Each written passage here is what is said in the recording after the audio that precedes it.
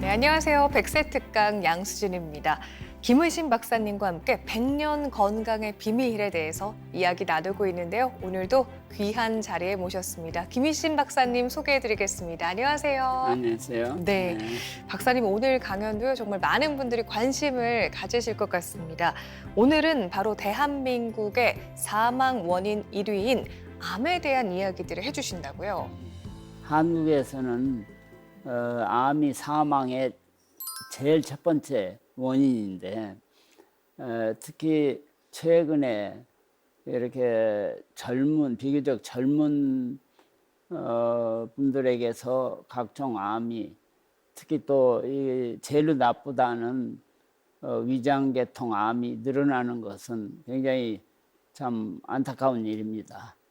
미국에서는 이렇게 이제 혈관병이 제일로 첫째 사망 원인이고 암은 두 번째인데 이 암도 결국은 하나의 노인병처럼 늙어가면서 우리 세포가 이제 유전적인 영향을 받아가지고 어린애처럼 갑자기 막 세포가 증식하고 또 이제 퍼지고 이러는 것이 암인데 결국은 이제 그 원인들을 아직도 분명히 알 수가 없기 때문에 아직도 근본적인 치료는 요원하다고 얘기할 수밖에 없습니다. 네, 오늘부터 2주 동안 이 주요 암에 대한 이야기들 심도 깊게 나눠보도록 하겠습니다. 또 박사님의 전공 분야이기도 한 게 암이기 때문에 더욱더 강연이 기대가 됩니다.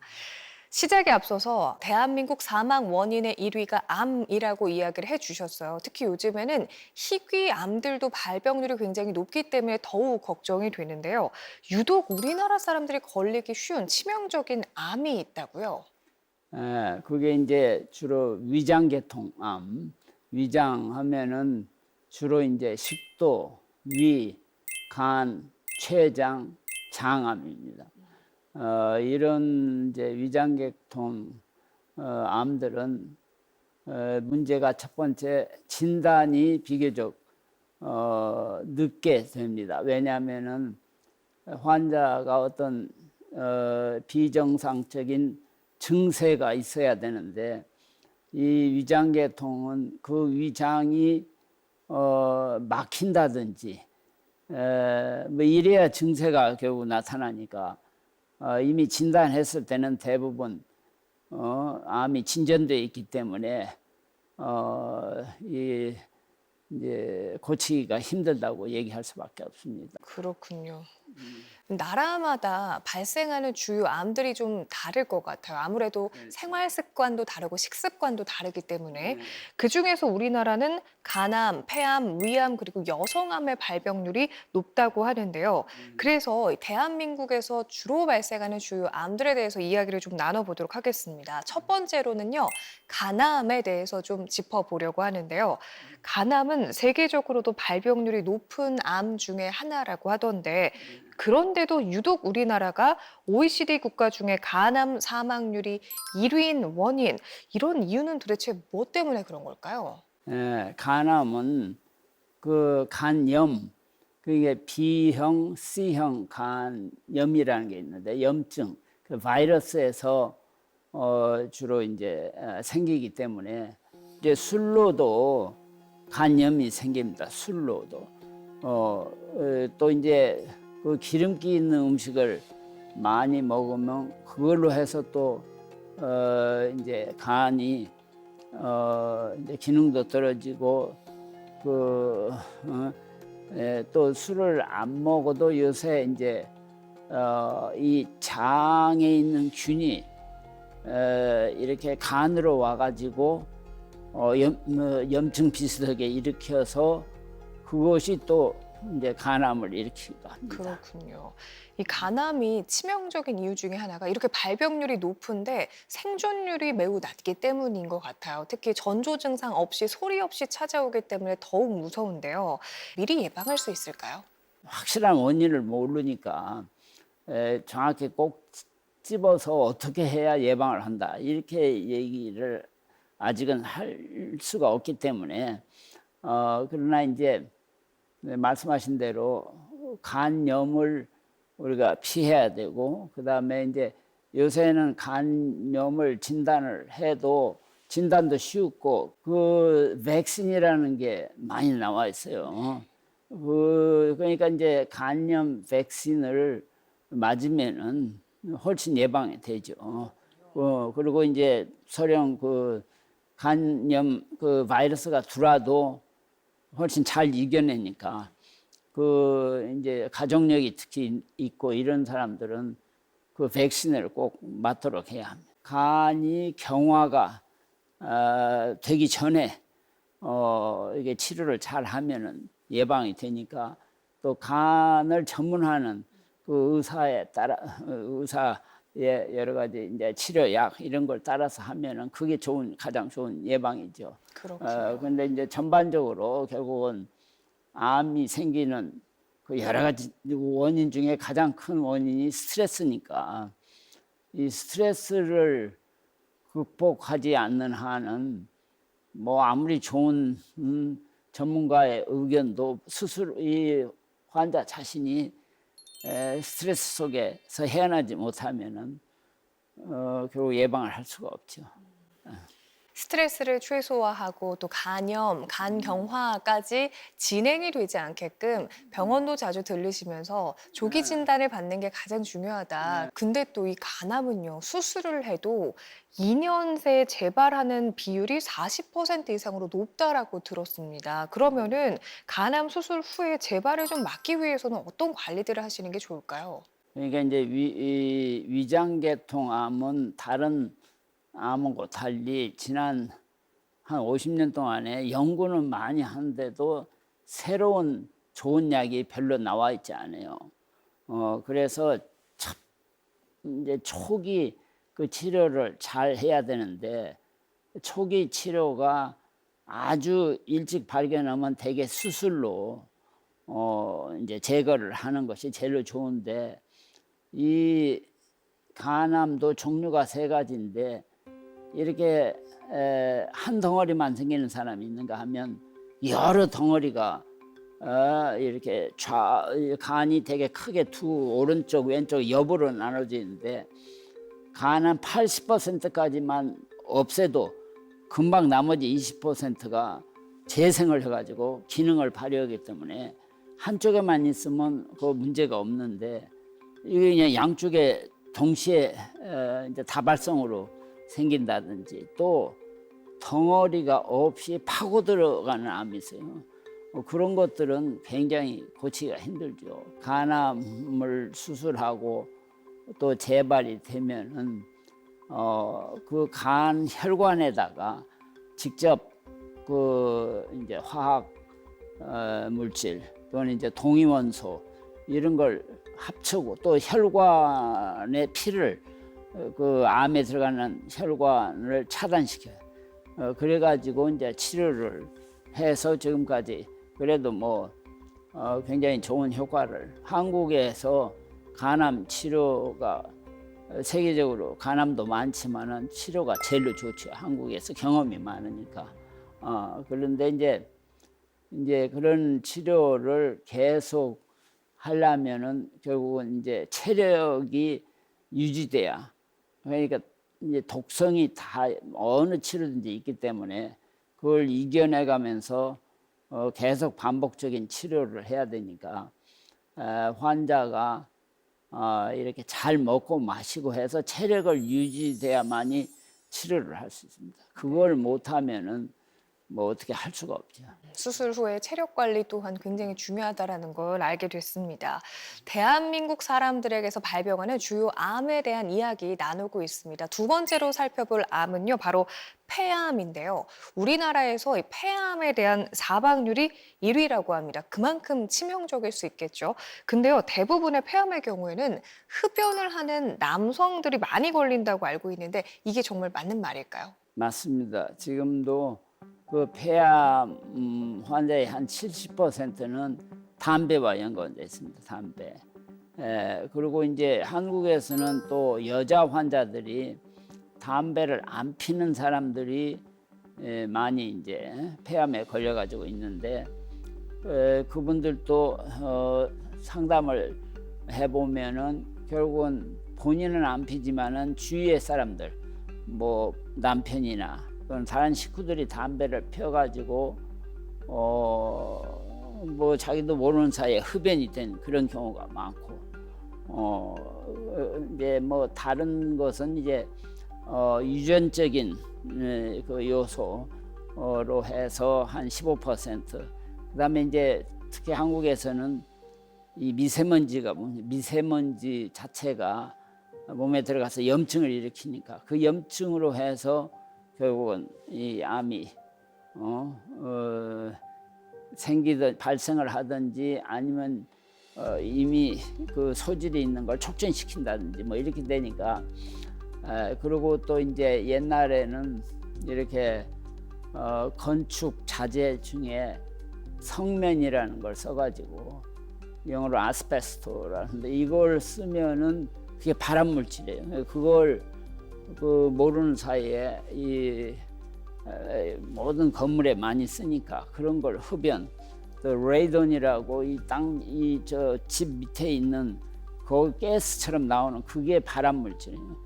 그런 거. 근데 이런 것들이 지금은 알려져 가지고 굉장히 환경적으로 통제를 하고 하는데 그래도 아직도 이제 그런 여러 가지 환경적인 거 또 이제 뭐 우리가 피할 수 없는 것은 각종 그 농약을 사용한 여러